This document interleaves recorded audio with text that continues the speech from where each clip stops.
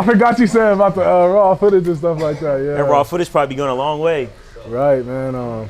So, man, first off, just welcome back to Resiliency Cam podcast, right? Mm-hmm. Today we with Left, you know what I'm saying? What up? Thankful to be doing this sit down, man. Was waiting on this for a long time, Left. I've been coming to this barbershop since I was about 14, so yep. I'm 24 now, so, 10 years, you know what I'm saying? Just thankful, Left. Absolutely. How you feeling today? Oh, man, every day is a great day. That's my motto. Complaining is it ain't for me. Right. I only appreciate everything and I expect nothing. So I try to live every day with some joy and peace. Right, that's real, man. That's the way to do it, Left, man. First off, just barbershop talk, because I see you got LeBron James and Kobe hanging up, so I just want to end this debate right now, man. Who you taking and why? Well, okay, so first and foremost, Kobe's my guy, all right? I was born in 1977, so I grew up with Mike, first and foremost. So Kobe was the only extension for Mike that I saw. LeBron is great, you know what I'm saying? He's top 5, but it's Kobe all day, every day. We let him chime in with that, but LeBron wasn't Kobe. My mama told me a lesson. Opinions like buttholes, everybody got one. You know what I'm saying? That's all yours is. Man. There's no opinion, because the numbers speak different. Yeah, no, I'm definitely going with Cole, man. I definitely got that mama mentality. Absolutely. You know what I'm saying? Absolutely. I feel like that's what separates him and LeBron James, you know what I'm saying? Yep. And just speaking on the greats, man, like you say Kobe, man, Kobe being your guy, how do you carry that mama mentality into your personal life? Well, ultimately, achievement in every field of human endeavor is my motto. You know what I mean? And like I said earlier, I always try to look on the bright side of every situation. Every situation, regardless of how much of a struggle it is, you got to focus on that silver lining and let that be the focus. So something that I learned that from Kobe, seeing him going through all his obstacles. I remember one of my biggest and most popular memories of Kobe Bryant is when he was going through his trials and tribulations with the sexual allegations. He would fly into LA and literally get booed at home, but still go off for 60 points. And them fans turn right around after months later and start cheering him on. So that to me strung a chord in my life where no matter who's saying what's going on against you, what's going on for you, you can't believe in nobody but yourself, because sometimes everybody in the world will be against you. And that's just one thing that I took from Kobe and one of his Mamba mentality moments that stick with me to this day. Right. And man, that's so real. And like I think back to that commercial of Kobe, when they was like booing him like, you suck, you suck, you suck. And you know what I'm saying? Absolutely. Just back to that commercial and just believing in yourself and seeing a silver lining. I think that's very important.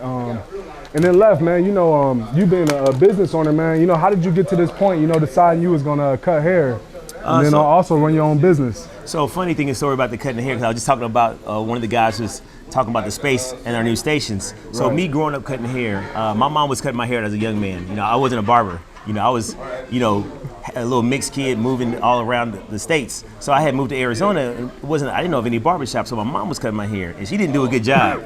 Bald phase, huh? Bald phase. There was a blended nothing, you know what I mean? So I got up in front of the mirror, and I started cutting my own hair. I started practicing. And as time got on, I got better and better. So I started getting friends coming over to my house. Now, I'm a light-complected guy. My mom is very light-complected, but she's still a black woman. So my mom would be like, get them little niggas out of my house. You know what I mean? All in the bathroom, saying, and people like, man, is your mom black? I'm like, yeah, she's black. She can say that, but you still got to clean up and hurry up and get out of my house. So that was pretty much the nugget and the seed planted in me taking on this whole barber thing. I love cooking, so I thought about culinary arts, but I met my mentor, Anthony Gathers, when I was about 17, 18 years old.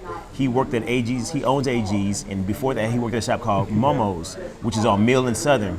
I don't think it's there anymore, but nonetheless, that's where everybody went. And I was in Tempe, I was in Mesa, Arizona, so everybody in Mesa would drive all the way to Tempe because that was the only black barbershop in the mid to early 90s. Right. As time went on, he went on and branched out and did his own thing. That's when I met him, and he's showed me what cosmetology school to go to. There weren't many barber schools, so I didn't know of any barber schools. Right. So I went to cosmetology school in 1997, and that's when I got licensed, and I've been a barber ever since. That's real. And then Left, man, like from where you started to where you at now, like what would you say was like your biggest improvement? And then what's something you still need to work on? Because I feel like we all can still get better at our craft. Absolutely. So again, what I tell people all the time about being a barber or anything in life, right? It's not so much the skill of it, it's the work ethic you put into it. I think skill can get developed in anything we do, right? It's what we put our energy towards. So having a positive attitude and focusing on the big picture. I'm also a firm believer in being a being a follower means being a leader. You have to be an even better follower. Being a great leader means you have to be an even better follower. And if you can't follow, then you're going to struggle when it comes to leadership. So being in a situation where I was working not only with my mentor, but I worked with his mentor. And I got to see all these great leadership tactics and all these things that my mom installed in me mixed in with what I was seeing around me. Right. So when it was time to go on in my own, I had so much practice working for somebody else, helping him build his dream, humbly listening to him when he asked me to do A, B, C. You know, of course I couldn't do everything, but the majority of things that he asked me to do, I try to get done before he asked me, you know, and that all positioned me and gave me the intelligence and the, you know, the mindset to be in this position of leadership. Right. Also going through a fraternity, you know, I'm a part of Kappa Alpha Psi, you know, going through all these different things, you know, also put me in a position to overcome obstacles and focus on the big picture. Right. And then like I like what you said. Like to be a great leader, you know, you got to know when to follow. How do you, you know, find that balance of like knowing when to follow and knowing when to lead? Well, the thing about it is that following is like practice. Like I was saying earlier, it's like practice to have your own. So when you're in a position, you have to be in a humble position at all times because you can learn from anybody. You know what I mean? It's a 5-year-old who can come in here and teach me some stuff that I don't know about. Right. So once if your cup is always half empty and you're always willing to, you know, grow in situations. You know, for example, I'm not great at fitness. I'm getting better as I grow. So that's another area that I can get better at in my life. And if I meet somebody who's in great shape, I'm going to take a knee and listen to everything he or she says because they obviously have something figured out that I struggle with. So those finances, if somebody comes in here, finances teach me how to do taxes or what's Robinhood, you know, all these different apps that people are doing with stocks. I'm humble to those things because those are things that I'm not that knowledgeable in. So you got to always kind of think and know what you're strong at.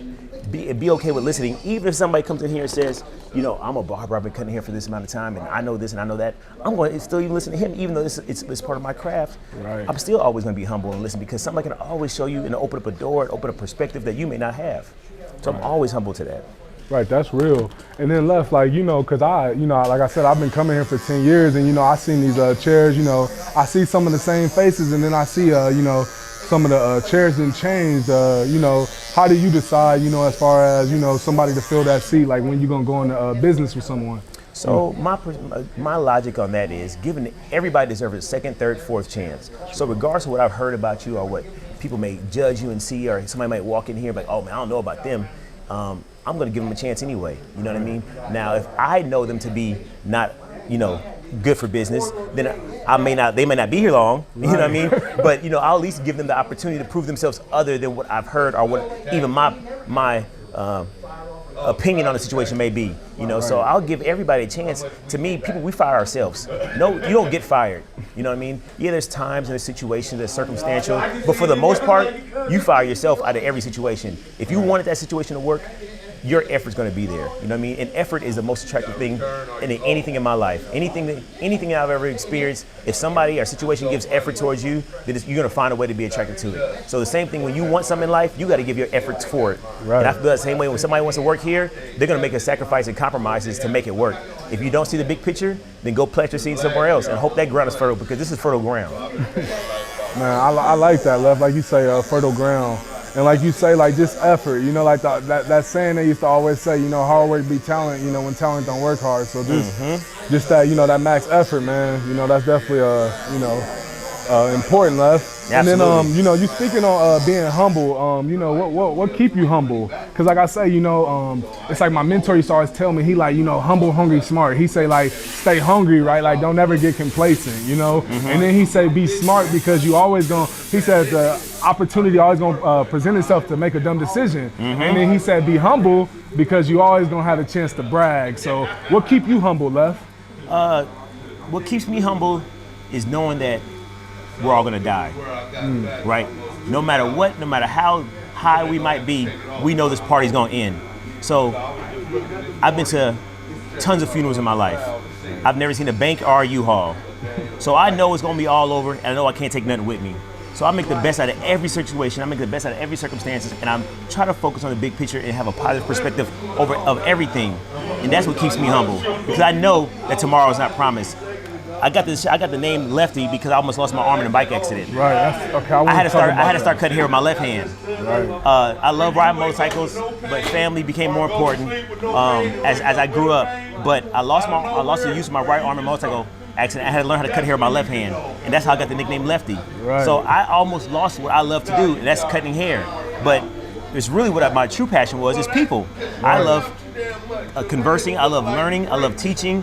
I love being open and honest. I love being, I love people. So that was my true passion. Once I found that out, I think that even helped me more at being in a position of ownership, in a position of management. I can take the licks. I can be Jon Snow. You know what I mean? Right. I can get beat up and just rise out of it because I understand that life isn't going to always go your way. You got to make the best of things if it goes your way or not goes your way. And I like that, and that's why I wanted to get you on, Left. Like I say, somebody who, truthfully, Yes, sir. somebody who truthfully, represent resilient, able to withstand and recover quickly from difficult conditions, just speaking to you, like you saying, almost, losing your arm in the, in a motorcycle accident, and then, just responding to, adversity. I'm sure that helped you, once again, be able to, conquer anything. And then Left, like you say, you joined the Kappa side, right? Are you using the Kappa Alpha side. Okay. I gotta make you guys say it correctly, brother. Kappa Alpha side. Kappa Alpha side, right. They take pride in that. Yes, sir. How big was that in that brotherhood? Well, even to this day, once you're the way the historical black fraternities go, it's Alpha Phi Alpha, which is the first one, Kappa Alpha Psi, which is I'm a part of. They're the second organization. Omega Psi Phi, Phi Beta Sigma. Those are I said that right. And then Iota Phi Theta. Those are the top 4 of black organizations. And then of course you have the girls with Alpha Kappa Alpha, Delta Sigma Theta, Sigma Gamma Rho, and Zeta Phi Beta. Those are the black. But once you're part of a historical black fraternity or sorority, you're in it for life. Right. It's not just a college thing. It's not just while you're young. You're always in it. And we had the opportunity to be a part of stuff, being at a predominantly white facility at ASU. We didn't have a lot of eyes on us. So we had there was a lot of times where I was done with school and I still had fraternal stuff at my house well into my 30s, you know what I mean? And I think that played a huge part of everything because being connected to Phoenix, being connected to the Valley, having real deep roots here, all that played a part in the shop and where it is today, in the name and the brand and the logo, and helping me, teaching me how to deal with so many situations because pledging is a hard process. When you're in a black fraternity, you're there every night, you're getting slapped, you're getting hit, you're getting touched, you know what I mean? You're eating dog food and you're eating apples like they're onions like they're apples. You're doing all these crazy things. You gotta learn all these poems. And you got learn them that night. You know what I mean? And the way you learn them is very intense. You know what I'm saying? So you learn, you go through all these things, and they're burned and scarred into your soul, into your heart, and to the point where my children are ranged between 10 and 6 boys and girls, 2 girls, 2 boys, and I'm teaching them things that I learned in fraternity to this day. So those are things that stick with you and stay with you forever. Right. And that's real, Left. Speaking to just being a father, how important is you to just model the right way to your kids? Because I feel like that's that's a big process. One thing I learned that changed my life, because I had my first kid in high school, as a senior. Yeah. And just, like the biggest thing I learned in JUCO, because like I said, I wasn't changed when I first got there, but my professor woke me up one day when I was sleeping in class, and like he was saying, the biggest mistake we make as parents is we tell a child, do as I say and not as you see. But he was saying, a child gonna do what they see and not as you say. So, how important is it for you, Left, to, just model to your kids the right way and things like that? So it's extremely important. As African Americans, we don't unfortunately we don't have a huge father figure in our lives. A lot of us, right? I'm a victim of that. I didn't have a huge father figure in my life. So a lot of learning, I was on the fly with a lot of stuff. Right. I think what helped me a lot tremendously growing up. Hey, how you guys doing? Y'all wait on anybody in particular? JT. What helped me a lot was I was a middle child. Right. So I had an older brother and sister who one lived at home, one lived in California. Then I had a younger brother. So a lot of accountability was put on me just by circumstance. Right. And that's just the way it was, even though I was in a single parent household. And not getting my way and not being treated maybe as good as my younger brother was, because my younger brother's father wasn't my father. Right. And there was definitely it was an obvious dynamic that he wasn't my father. Right. Not that he was mean or bad or cold to me, but there's a difference. You know what I mean? And I witnessed that growing up. I would see getting treated different. I would see him get toys and I didn't get stuff, and I'm like, okay, it's kind of mean. But as I became an adult, all that positioned me for now. I can have guys, I can have people, the shop could be full, it could be empty. I'm gonna figure it out. If I gotta work a night job, if I gotta do something, I cannot get it my way and keep on pushing. I had really nice cars. Right now I don't have a really nice car. You know what I mean? Hopefully I get one soon. But you know, I've had really nice things and I've not had really nice things. And I understand that, you know what, life, as long as I got air in my lungs and I'm here, then I can fight for another day. So not getting my way, not getting what I want, you know, not having a father in my life, I've learned how to do a lot of things just by being patient, by not becoming resilient. So teaching my kids all those things and being a father is a challenge. You know, do you have any sons or daughters? Yep, I got 3, 2 boys, 1 girl. So what, your girls are the oldest or your girls? My girl the youngest. So that's gonna be a huge challenge, not for you, but for your wife. A lot of times when a woman has a child, right, if she has a son, she's gonna coddle that baby boy. Right. If she has a daughter, she's gonna push him. So if with me as a parent, I push all my kids. But when I push my daughters, my wife is fine. When I push my son, it's like, no, not him. You can't do that to him. And it's a tough dynamic because I'm sitting here learning. I'm like, honey, I gotta make him resilient because he's a man. Right. What you gotta learn about your children, they're adults. They're women and they're men. Right now they're just little, but they're women and men.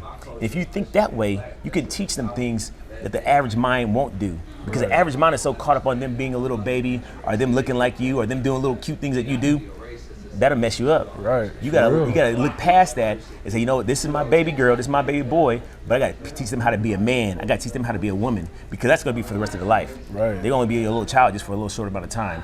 So those are some of the things that I've learned, and I try to reiterate in my own children's life. Right. No, that's real right there. That's definitely big, like you say, just teaching them to, you know, be, you know, resilient. And like I like what you say, like, you know, boys they go coddle, but you know, the daughter they go push, man, because like that's so true. And I think that's why, you know, like, you know, always daddy girls, and then you got mama boys, you know, so you know, it definitely you know, makes sense. I could tie my daughters up to the back of the car and drive them down the street for discipline. My wife won't even blink. But if I sneeze at my son too loud, she gonna run in that room like I'm beating with a stitching cord. You know what I'm saying? It's just such a different dynamic when you're a parent. But you know, you deal what you deal with, and I think being a father to sons are more challenging to be a father to a daughter. It's easier to have a daughter because a daughter's gonna look at you and daddy this and daddy that, and you know, your son's gonna challenge you. Right. He's gonna get to the point where he's like, I ain't gotta listen to you, and that might happen at 6 years old. So you gotta knock his teeth out, to get him back straight. You know what I mean? And that's just another famous saying that one of my mentors taught me. He said his name was Mo White. He said, I'm gonna beat my kids so the police don't. You know what I mean? That's real. You know, and that's really, you know, maybe not the police, maybe life, but hey, listen, something's gonna beat you up, and if you don't prepare them for those beatings, then it's gonna take advantage of them. Man, I like that, Lef. And then Lef, you know, starting because you know, you didn't just start here in this shop. You know, you had to work yourself up, like you say, just starting at your mom's house, man. How did you keep going? Because I feel like a lot of people get discouraged, you know, with their process because they're not seeing results right away. So, you know, like what kept you going, and what would you encourage the people who just starting off? Believe in yourself. You know what I mean? Believe in whatever you think you could do. Make sure it makes sense. Make sure your goal makes sense for one. Have a sensible goal, okay? A sensible, right? A sensible goal, you know. And then with that being said, believe in it, and then plant that seed and let it grow. You know, you gotta. You know, this started off in my mom's, in my bathroom, like I said earlier. I went on to cosmetology school. I worked for Anthony. He fired me. You know, AG fired me because I didn't have my license yet. So I hustled my butt off while I was in college. Got back in the barbershop. I worked in the barbershop for another couple years. Then I lost my arm in my bike accident. Right. I had to get back up from that because I didn't even know I can cut hair. Right. One of my elder fraternity brothers named Gary Rosser made me cut his hair with my left hand. After about 8 months, not a year after my accident. So finally got good in that. Went back to worked for him for 12 years. Then I always had a thought in my head that Ahwatukee was the place, the cornerstone in the East Valley. Right. You know, you have Chandler not too far, you have Tempe, you have Mesa, Gilbert, you know, now we have Maricopa and Casa Grande and we have Queen Creek, but nothing's too far from Ahwatukee. Right. So I thought to myself, I'm gonna do something. I want a black barbershop, a big one, a hair salon, a barbershop in Ahwatukee. And nobody believed in it. Nobody. When I first started off, I left AG's in 2009. And I started off at a Fantastic Sam's. It was Fantastic Sam's that went out of business. We had the big real estate crash. Yeah. So I found a Fantastic Sam's, rented that place out, put up Lefty's, put up the shop, and then after about 3 years, The music was loud. I had a barber. His name is Troy Cuspert. Yeah, Great I guy. remember, I love him that's to this day. Funny, goofy guy, right here. He used to sit in his chair. I know. For sure, he's a great guy. I was like, he's my little bro. But he would play his music really loud, and we argue really loud. So the manager called me one time and, oh man, y'all need to turn that music down. And my lease was almost up. Right. So I took personal offense to that phone call because I'm like, hey, I'm paying my rent too. So I was at LA Fitness next door, and I was walking around when I get really hyped when I get talking and I'm frustrated. So I found myself in front of this building, and I looked at these doors. I said, man, that'd be really nice for a barbershop. Go ahead. So I looked in. I said, wow. I put my hand on the door. I was on the outside. I said, well, Lord, if this is for me, you're gonna make it happen. Right. That's literally all I said. I pulled on the door, and the door was wide open. It was unlocked. Mm-hmm. So I walked in here, man, this place was open, and I saw all this room, and I just had all these ideas. Right. And here we are, 10 years later at this location, and we're still making it work. Right, no, that's real, because like I say, man, just that startup, like you say, like nobody believed in, you know what I mean? So you gotta, remember to, just stay encouraged and stuff, man. Man, that story, like I say, very, and just to see where you at today, Lef, man, that's definitely, like I say, inspirational. Like I say, for 10 years, like, just watching this grow, you know what I mean? Like, I'm like, man, Lef don't know, but I'm like, shoot, I'm trying to be like Lef when I get older. Man, you're gonna do it. You're doing it. The next Jim Rohn, you know what I'm saying? Yeah. And then Lef, like you say, like you from a different era. Because like I feel like nowadays, like, and I always hear the old heads say like, like y'all don't work as hard, and like, and I can, kind of see it too. Like we live in that generation where, everybody want it easy. What do you think has changed, to now to, versus back then? Because I feel like y'all mentality a little different, like as far as with that grind and things, So in my opinion, what's gone further and further away, what we're getting further and further away from what we talked about earlier is fathers.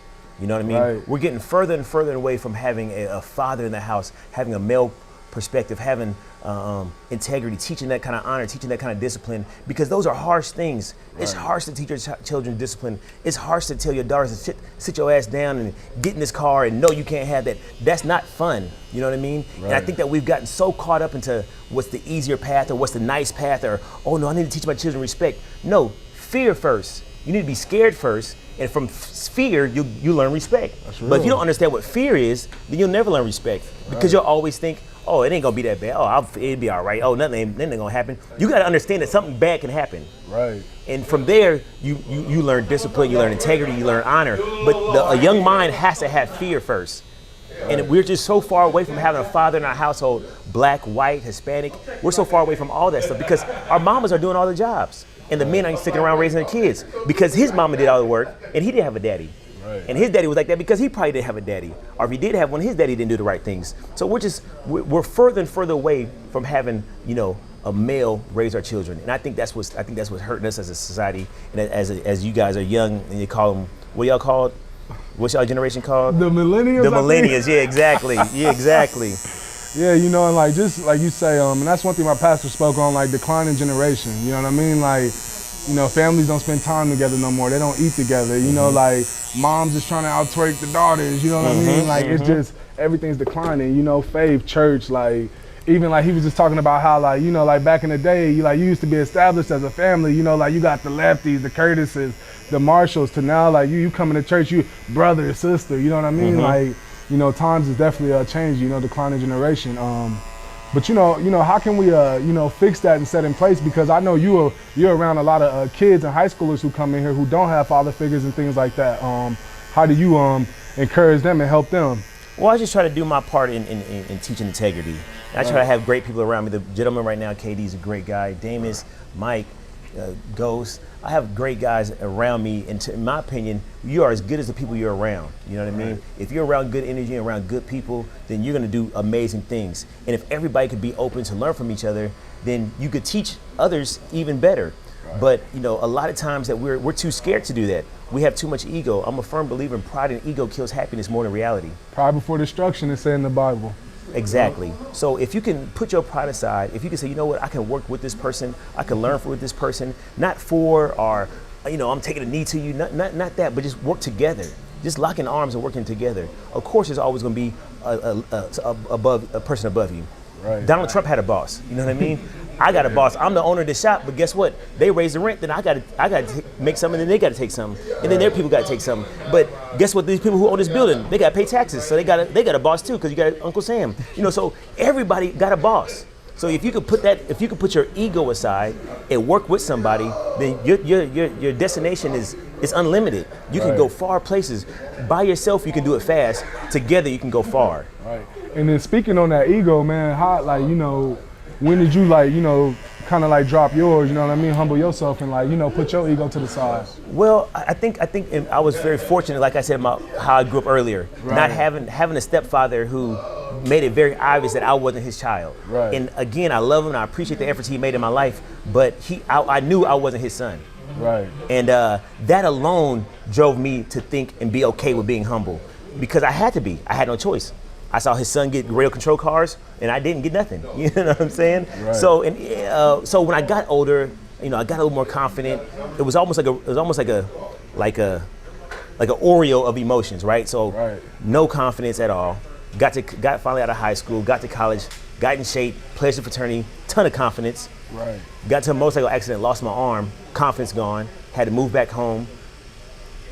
Then I got over that obstacle, got my clientele back up, got back in the barber business, and started building again, buying houses. Confidence came back, but I stayed more humble that second time around, because I knew that nothing's permanent. It can all come and go. Got you.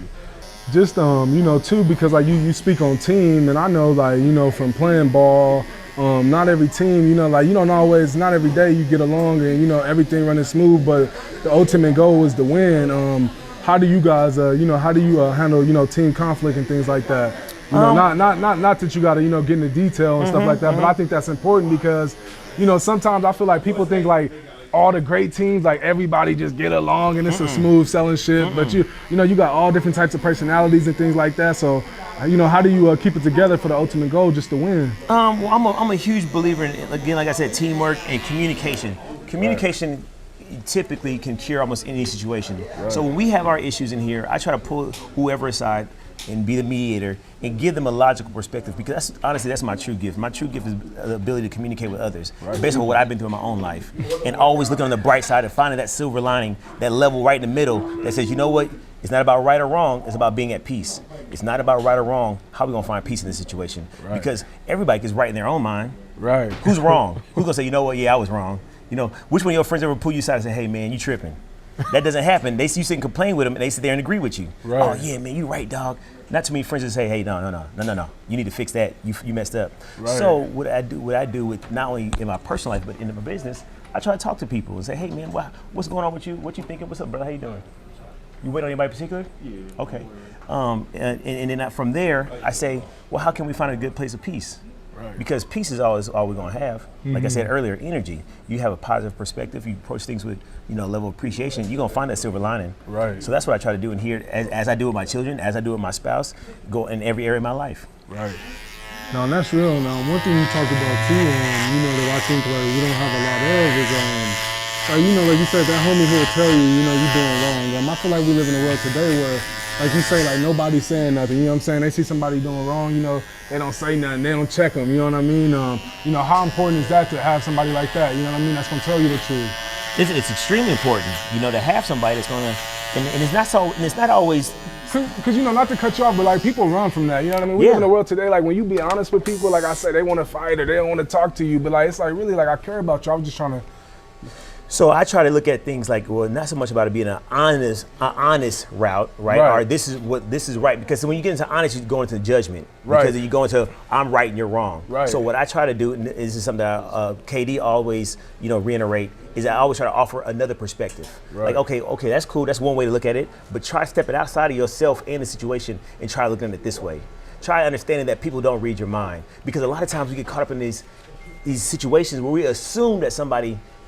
I hear people say all the time, oh man, what's the word? Not common sense. Oh, that's common sense. There's no such thing as common sense, because we all don't come from the same place. We all kind of different parents, from different cities, from different countries, in different perspectives.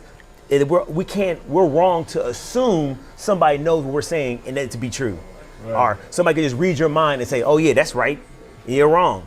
So what I try to do, Katie does this a lot too, let me offer you another perspective. Let me just try to open up another way to look at it that might give you some peace. Right. Not about wrong or right, not about true or honest, just a level perspective that can give you some peace. Because when you start talking about true or honest and right or wrong, now you're judging. Right, that's real. And people don't like being judged. You know what I mean? Real. Nobody does. That's real. And like God say, like, don't judge, because then you, like you're saying, you better than others. Like, you putting yourself above the law. You know what I'm saying? So and none of us are in a position to that's judge. real. And like, you know, I like that you said that too, because like you say, like, getting back to being honest and stuff like that. It's like my pastor was saying last week during Bible study. Like, he was saying, like, stop trying to straighten people up. You know what I mean? Like, that's our biggest problem. Like, that's how you lose people. Like, versus just leading them to the truth. You know what I mean? Just being, you know, versus the truth versus, like, you know, trying to straighten them up and things like that. You know, so. You know, I think that's, you know, very important. Absolutely, absolutely. Man, Left. And then let me ask, man, you know, being in Phoenix, man, what you think the Suns gonna do this year? Phoenix Suns, we were just talking about that earlier. You know, the Suns is tough, man, and you know, if I ever root for anybody other than the Lake Show, it's the Phoenix Suns. But you know, hopefully they don't run into my Lakers in the first round, because we got all them trees down there and all that size. That's what I say. Everybody like 6'6" in the lineup, man. Yeah. So. The smallest best team in I'm only 43, but out of what I've seen, only 2 small teams have dominated the NBA, and that was the Golden State Warriors with Clay and them, and the Bulls. And they weren't necessarily small; just the stars weren't big guys. Right. You know what I mean? But I don't think we have the Suns don't have the shooters that the Golden State Warriors have, and they definitely ain't the 1996 Bulls. So you know, we gonna see what happens. The Suns should be doing good things, though. I'm looking forward to what they do. I know I'm gonna be downtown having a cold beverage during the playoffs. Yeah, man, they better not run into the Lakes, man. I hope they don't run the Lakers for their own good. Yeah, for sure, man. Left, man, that's funny. One of the best with this cut, man. I try to do what I can, man. There's times where I sit, and this, like I said, this brother KD is recording right now. This brother's been a barber for over 15 years, KD? Since '98. Since '98, so that's over 20 years, damn near, huh? Yes, sir. So you know, when you can sit there and learn, when you can sit there and talk, when you can sit there and soak up from amazing people, it can only put you in a better place. You know, I tell a lot of these barbers right now, it's not about being great at cutting hair, because you're gonna get good. I didn't taught grown men that worked for banks their whole lives how to be good barbers, and they barbers down the street from here. I ain't gonna say nobody's name, but you know, he worked at a bank. You know, he didn't have no job, but nonetheless, that's me being petty. Man, you can edit that part out. Working at Wells Fargo now, talking about to cut hair. You know what I'm saying? Yeah, go ahead and put that in there, man. I know you know who you are. Go ahead, you can lean back, my brother. Yeah. But you can teach anybody how to cut hair. It's about the hard thing is getting along. The hard thing is getting out of what you think is right and wrong. The hard thing is compromising and sacrificing, believing in somebody else's vision and helping them build that vision. Those are the struggles, you know what I mean? Those are the hard things to overcome in every industry. You know, everybody wants to be Kobe, but everybody don't want to do the work Kobe do. Right. See, Kobe go to practice and he'll sit there and help coach. But see, Kobe, when everybody else is sleeping and partying and drinking, Kobe's sitting there studying. He's sitting there looking at footage. He's sitting there studying Mike. You can slide down a little bit so you can be more comfortable. Slide down. Yep. There you go. Now lean back. Is that better? Oh yeah, way better. Yeah, way for better. Sure. For sure. Because I'm breaking this razor out right now, so I ain't trying to cut your cheeks off. No, I hear you, man. So you gotta be willing to do what others. Go back to what I said earlier. As a leader, as a mentor, you gotta be willing to do what others won't do, so you can have what others can't. Right. There's not a night that goes by that I don't look at YouTube footage of other barbers and cutting hair, different tools, different stuff they use to learn different things. I can't just keep doing what I've been doing. I've been a barber since 1997, licensed cutting hair. I was 19 years old. So as I grow, my craft has to grow. Right. So I learn from these young guys. I watch these young guys master cutting hair, so I can teach other people how to continue to do it. And let me ask, Left, man, because I'm just curious, because like I see in barbershops, like I see the prices going up, like, you know, to, you know, almost $100. You know, how do you feel about that? Because I feel like, you know, I understand too, you know, you got to get your hustle on time is money, but like too, you know, you got people who, you know what I'm saying, you know, can't afford that. So, you know, how do you go about that? Well, for, you know, the thing about haircuts or any other luxury of life is that it comes with a price tag. You know what I mean? And it's almost like what I look at is like cutting hair or prices of cutting hair. At one point in time, I was like, oh man, I can't charge over $25 for a haircut. But I had to realize, you know, that was my old school way of thinking versus growing with times. You know, when you charge elite prices, you get elite clients, you get elite people. You go to the club, if you can wear anything in the club, that club's gonna get shot up. if you have a dress code, if you have a higher price, maybe you charge $30 or $25 to get in the club, and you got to wear some dress shoes, or you got to have tuck your shirt in, or you have a button up on. Okay, well I'm gonna have a certain kind of crowd. I'm not gonna have them problems. But if I charge anybody can come in and I only charge $15, then I'm gonna have whatever kind of people in the shop. Right. Okay. So when you put that price up, you might weed some people out. But people will get what they pay for. You know what I mean? So you got high quality work. You got guys in here. You got good conversation. You know, ain't nobody in here fighting, acting stupid. So you gotta expect nothing but good things by coming in here. Right. That's why our prices are the way they are, because we give people a certain service that you're not gonna get nowhere else. Gotcha. So, you know, that's my perspective on that. You drive a nice car, you can't put 87 octane in there. Right. You drive a nice car, you gotta put that 91 in there. But you don't buy that nice car if you can't afford that 91 octane. Right. That's real. And like you say, if you can't afford it, you know what I'm saying? A lot of people are not living in their means, you know, trying to impress others, you know? So, you know, and that's something, impressing others is something that we always struggle with. You know, we throw these things around like we're just this humble group of people. But at the end of the day, we're all born in America, meaning we all greedy. You know what I'm saying? If you're born in America, there's a level of greed that you possess in some area of your life that it may not be on the surface to everybody, but you greedy about something. Because that's what our country teaches us. Our country teaches we don't just have one or nothing. We don't just do this one time. We don't just go one place. Our country is more, get more, do more, try harder, keep on going. The mentors and the founding fathers of our country, that's what it was based off of. I mean, I can go into some other stuff what it was based off of, but you know, we're not gonna do that right now. Right. Do you think, like you say, like that one and more mentality? Do you think that's the cause to why a lot of people are unsatisfied with what they have? Well, because you know what I mean, like. I feel like, you know, just wanting more, you know what I'm saying? Like, people are always looking at others just wanting more. So like I say, you know, they look at somebody driving a nice car, they look at this business and they like, I want that, I want more. And sometimes I just feel like it leaves people like, you know, ungrateful, you know, thankful for the things that they do have. Well, having gratitude to every one of your positions comes with a level of maturity. Right. You know what I mean? And if you can't have gratitude in your life, then no matter what you accomplish, you'll never have gratitude. People who are ungrateful, you can give them the world, and they're gonna find something wrong. Right. And that's just the ungrateful thinker. This goes back to having a father or having a mature perspective on giving your child discipline in their life, because they'll learn that things don't always go their way. They'll learn how to survive without getting what they want. And if you can teach a child that, then they'll be fine. They'll have gratitude as they go through every area of life. Right. If you give them everything they want when they're little, then what you set them up for? You set them up for failure. Gotcha. You know what I mean? Just like I tell my wife, my son's mom, when they're growing up, these little boys, you got to discipline them. You can't let them you can't let them sleep in the bed. You can't let them do everything they want, because ain't nobody gonna do what you do. Right. You only got one mama. You know what I mean? For real. And if you keep doing everything they want, you setting them up for failure. The men that you don't like, these men ain't this and these men ain't that. Well, guess what kind of man you're creating? You're creating everything you don't like by giving them everything they want. Right. You gotta say no, get your ass up. No, get down. No, stop it. No, shut up. Pop them in the mouth. Because that's what they go, oh shit, my mom ain't playing. I gotta. Right. You gotta do that when daddy ain't looking too. Right. Because it's that kind of logic is what creates gratitude. That kind of teaching is what creates gratitude. You gotta be okay with not having your way and make the best of it. Like I said earlier, that silver lining.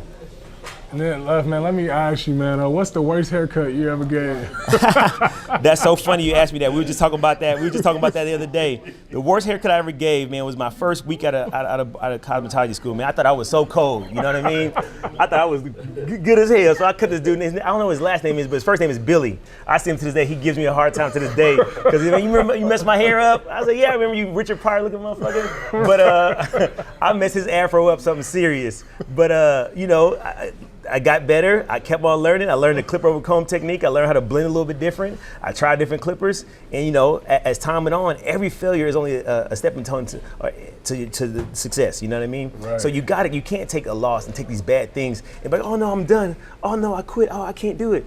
Nope. You got to work harder. You got to keep a little smarter. You got to learn a little bit more. So yeah, Billy was my first and worst haircut of all time. Man, that's funny. And one time, I take that back. One time I did do the guy's part and put Luke 202 in his head, because I messed a part up, so I had to make it so wide. Trying to make it right, but you know, we learn. We live and learn. Man, no, that's real. And then Left, like, do you know who's some people that you cut that, you know, other people might know about? Well, I've had the opportunity to cut a lot of cool people, man. I've cut the Game's hair. I've cut Beanie Wells. I've cut Amari Stoudemire. I cut Jermaine O'Neal. I cut Ice Cube's hair. But probably the coolest I met, the coolest out of everybody was Larry Johnson. Okay. You remember basketball Grandmama? Larry LJ? I don't Oh, like so know him, but you know, like, but yeah, for sure. highlight stuff like So that. Grandmama was pretty much I mean, LeBron before LeBron. He was probably a better shooter, but he was. I mean, he just was so athletic, man. He was strong. He just was a monster. Right. But anyway, man, I cut his hair, man, and we were arguing, man. We were talking mess. I cut Nelly's hair a couple times too. From shout out to the St. Louis the lifestyle, St. Louis. But Grandmama was probably Grandmama was by far the coolest I cut, man, because he just talked so much mess, man. He had a gold tooth. He just was so down to earth and so real. You know what I mean? He's like, Right. I asked him what he's in Arizona for. He's like, I'm out here for these white girls. I said, all right, man, I see what you're saying. I'm tired of arguing with these sisters. That's funny right there. But yeah, man, I cut a lot of guys, man. Cube was real cool, short as hell. You know what I'm saying? And he talked just like how he talk in the movies in real life. So I was cutting his hair, and you know, he got up and said, "Hey, nigga, you ready? You over here? Hey, dog, come here real quick, nigga." And I said, "Hell, hold on, is the camera's on or something?" That's just how he talk, bro. You know what I'm saying? You know, I cut. Who was a game? Game was cool. Yo, nigga, you want to get high? And I was like, no, thank you. I just want to get paid and I can go. He was a real cool cat. So I had the opportunity to cut a lot of good dudes, man. So, you know, being a barber, man, opened a lot of opportunities for me and to learn and to teach and talk mess. And what you learn about these people, man, they all just normal people, you know what I mean? And we treat them normal, they even happier with that. They tired of everybody all in their face, signing their autograph and all that kind of stuff. But you know, I will tax him though. You know what I mean? I will tax him because I cut Amari Stoudemire here one time and he went to give me asked for change for the 100. I told him nope, that's all me, pimp. You playing in the playoffs in about 2 hours, nigga. I need all this 100. You know what I'm saying?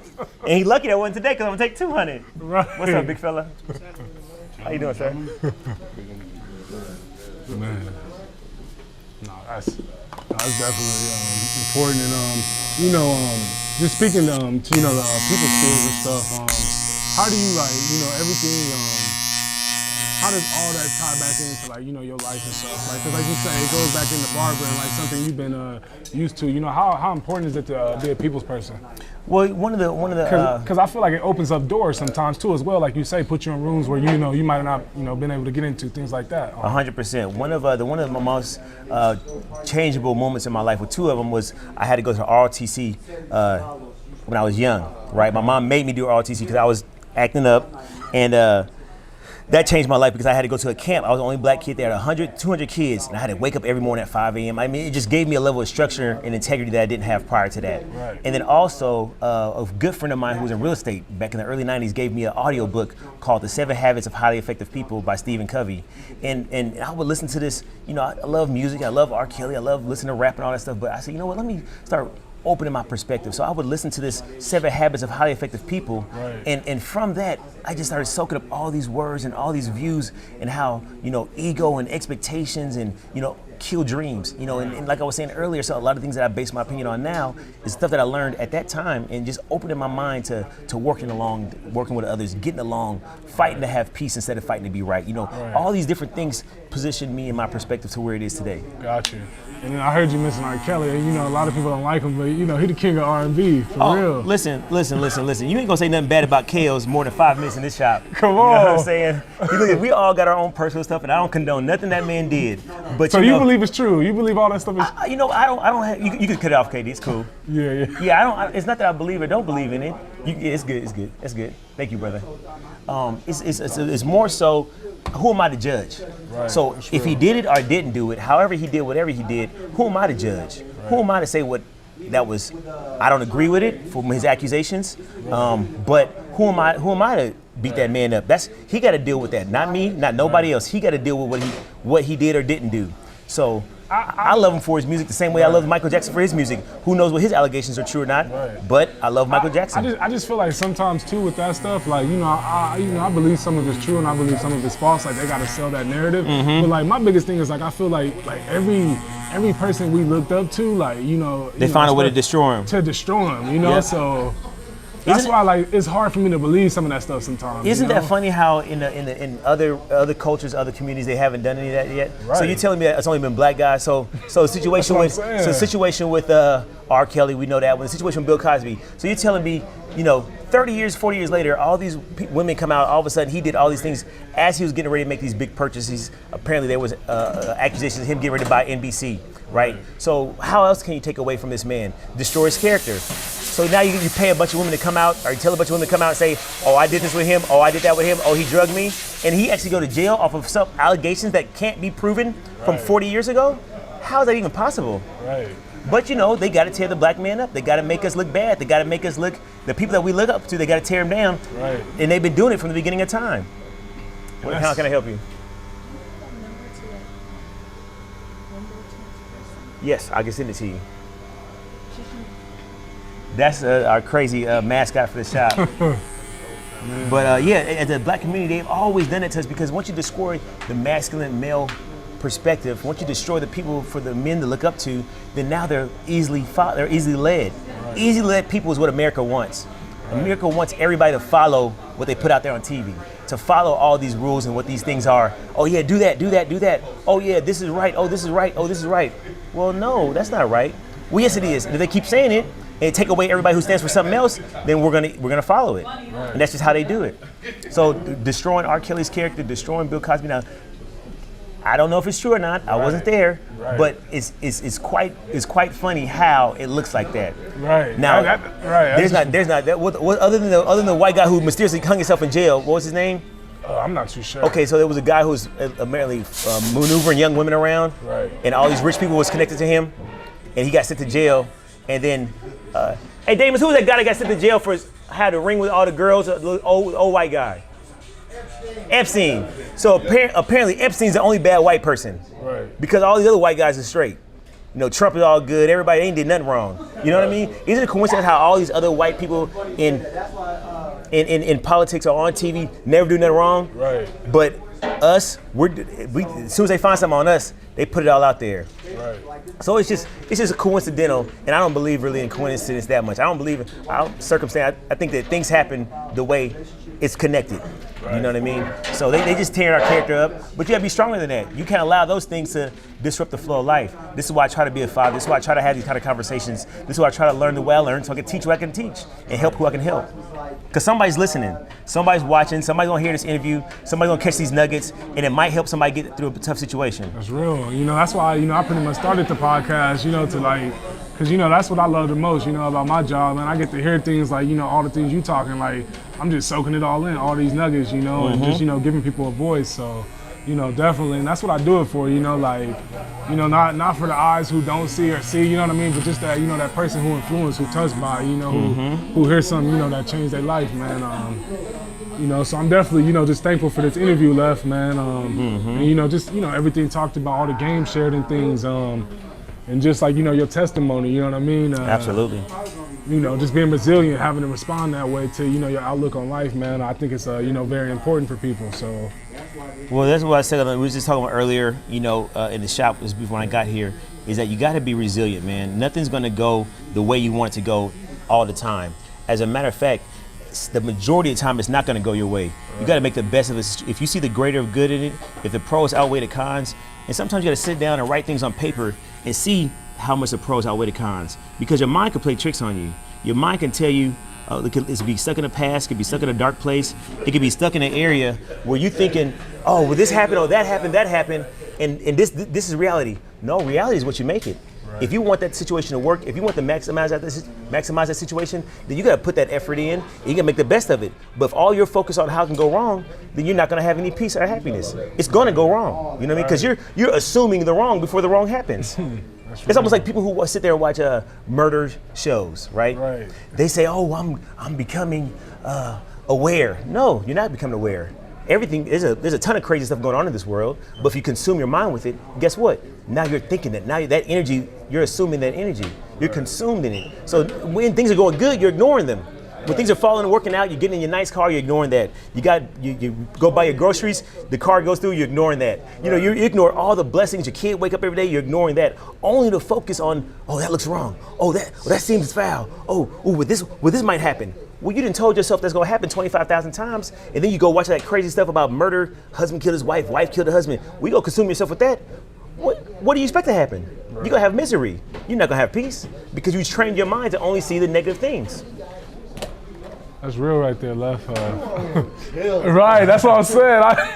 Man, here, Left. Man, no, that's definitely real, Left, man. Like I say, so much game, so much knowledge, like I said, being shared right now. I definitely feel like people, need this. I need this myself, man.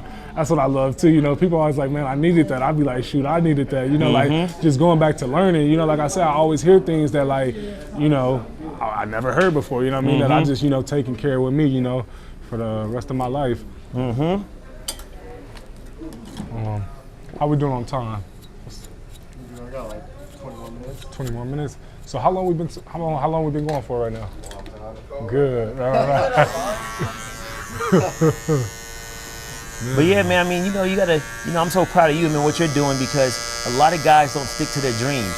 A lot of guys will get stuck in a job or a path or a career, and it won't be a place of quenching their thirst, if you will. And you found a way to take care of your family, to have a family for one at your age and be respectful and to be the man you are at the young age you are. There's 60-year-old men that don't do what you do. Right. There's full-grown women that don't take the path your spouse is taking to be involved and to be accountable. And that's like a big compliment for you to even find her and to choose her for y'all to work together, because working together is not easy. It's not. It's not easy to come home and, not get what you want in the bedroom, or for the toilet seat to be up and she goes to sit down, for we want a little swig of orange juice in the fridge and you put it back in there, for all your beers to be gone and it's one, like, I want to get drunk tonight, goddamn, where's my beer at? Oh, I drank all the apple cider. Oh, damn it, so it's not easy, right. But the easy path doesn't equate success.